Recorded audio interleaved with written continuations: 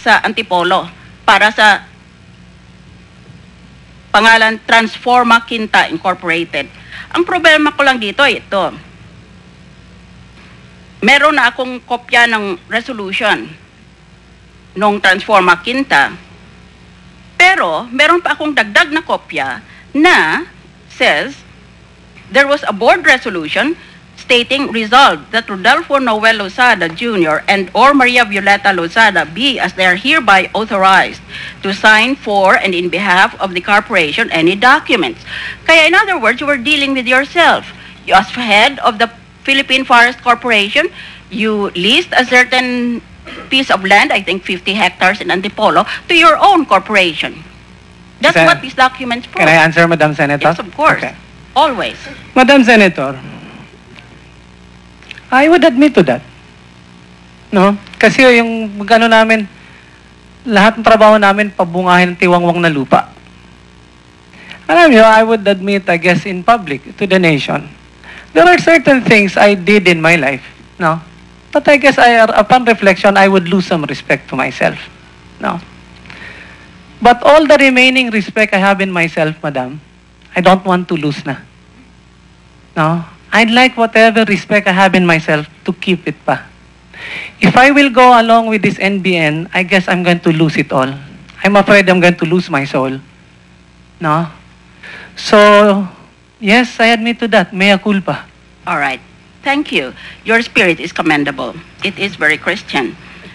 You are telling the truth and conforming to the 10 Commandments, thou shalt not lie, especially under oath. Now, let me move to another subject. Under our Procurement Reform Act, bago magbigay ng kontrata ang gobyerno, kinakailangan magbidding muna para pantay-pantay ang lahat. Ngayon, meron na naman akong dokumento dito na ang dami-daming kontrata na bigay sa isang korporasyon na tinatawag na Gabriel Multimedia in Parañaque City.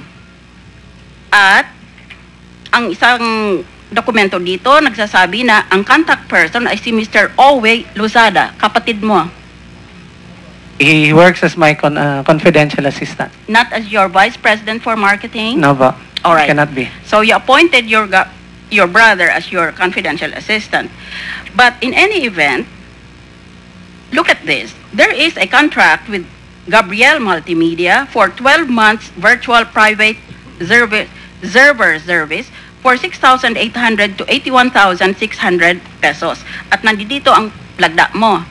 Ito ba ay na public bidding mo, itong kontrata na ito? Ma'am, under daw sa, according to my finance person, that's completely, according to him, it's a board-approved selective bidding process. Anong ibig sabihin ng selective bidding? Namimili ka lang kung sinong mananalo? Hindi ko po alam, ma'am, anong ibig sabihin niya nun, but that's too small compared to about $130 million. Oo, pabayaan mo na muna yon. Hindi naman yan ang pinag-uusapan natin eh. Inuunahan mo ako. Ngayon, meron na naman itong si Gabriel Multimedia, Jatrofa Education Series CD for farmers and masses.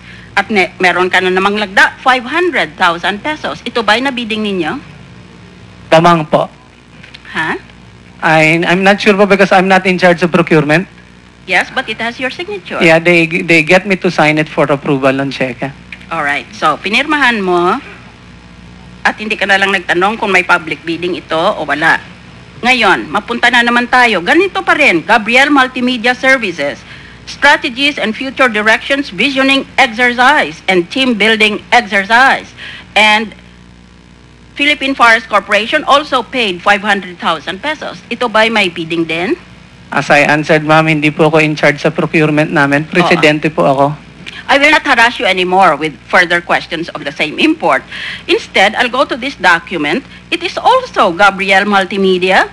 It is dated April 9, 207, naniningil ng amount ng 1.460 million pesos para doon sa mga binasa ko kanina na mga ginawa daw nila at mayroon ding lagda mo at ito ay presumably wala ring bidding ito kaya hindi na kita tatanungin. Kaya nandito meron silang singil sa gobyerno ng 1.710 pesos. dahil meron daw silang mga ginawa na serbisyo, itong Gabriel Multimedia Services, and I also presume that it was without bidding. In fact, your critics claim that all these contracts, which they claim to be overpriced, were given to Gabriel Multimedia without public bidding. At hindi lamang iyon, meron pa ibang proyektong binigay ang Philippine Forest Corporation under you dito sa Gabriel Multimedia. PhilForest Pinoy Comics, 528,640 pesos for 20,000 copies. Wala yatang bidding. Auction kits, 320,000. Wala yatang bidding. Oil expeller shade, 500,000. Wala rin yatang bidding. But you said that you trust your people and you did no longer inquire whether there was public bidding or not. So I think I have already belabored that point. Let me go. I am reading in a hurry because I am limited to 3 minutes.